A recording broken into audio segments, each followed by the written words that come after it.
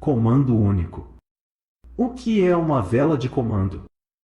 Comando é a primeira vela da nova movimentação que se inicia e que não tenha pavio na sua abertura. Deste modo vemos que o comando é a vela que não tenha pavio do lado que se inicia. Essa primeira vela da movimentação pode vir a aparecer em três situações distintas: A. Reversão. B. Rompimento. E C. Fracionamento do preço. A. Reversão. Pelos exemplos acima vemos que, na primeira imagem, o terceiro candle é um comando de alta, pois é o primeiro candle do movimento de alta que se inicia, e nasceu sem pavio na sua abertura. Já, na segunda imagem vemos que o terceiro candle é um comando de baixa, pois este é o primeiro candle do movimento que se inicia, e nasceu sem pavio na sua abertura. B. Rompimento. No exemplo acima vemos que o segundo candle é a primeira vela após ocorrer o rompimento do fundo passado. Como veremos mais à frente, seria um rompimento de lote.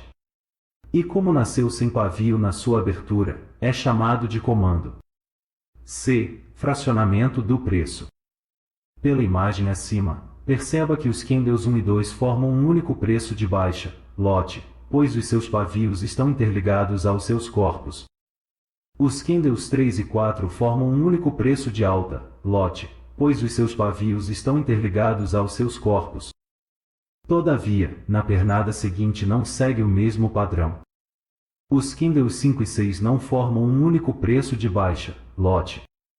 Vemos que o pavio do quinto candle fecha no corpo do sexto candle, mas o sexto candle nasceu sem pavio em sua abertura, comando, o que fez com que se quebrasse a hegemonia do preço único, e, consequentemente, ocorresse um fracionamento do preço em dois lotes. Já, os 6, 7 e 8º candles formam um preço único de baixa, lote. Comando de baixa. O comando de baixa é um candle que pode surgir tanto em um topo, quanto em uma movimentação de baixa tendência. E, por ser um candle de baixa, vela vermelha, ele se inicia de cima para baixo. Nasce e desce, certo? Então, ele não poderá ter pavio na parte de cima. Veja um exemplo de comando de baixa. Comando de alta.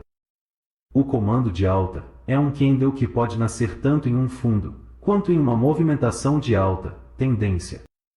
E, por ser um candle de alta, ele se inicia de baixo para cima, nasce e sobe, certo? Então, ele não poderá ter pavio na parte de baixo. Veja um exemplo de comando de alta. Tarefa de casa: treinar os olhos em identificar no gráfico, de forma visual, os comandos de alta e baixa.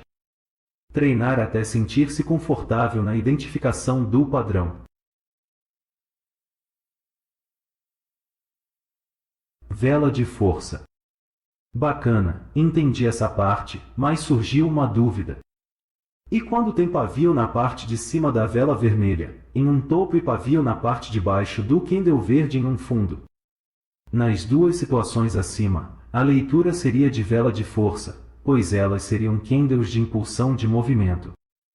Essa distinção é de extrema importância, pois assim não se confunde vela comando com vela de impulsão ou vela de força.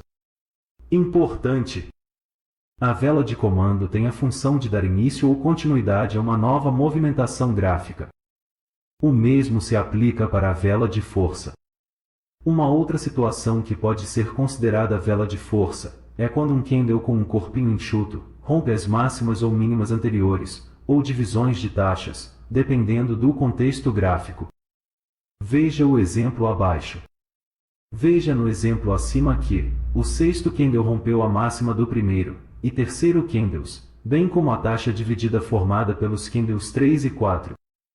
Portanto, vemos que o sexto candle é uma vela de força. Tarefa de casa: treinar os olhos em identificar no gráfico, de forma visual, as velas de força de alta e de baixa. Treinar até sentir-se confortável na identificação do padrão. Como identificar no gráfico a vela de comando?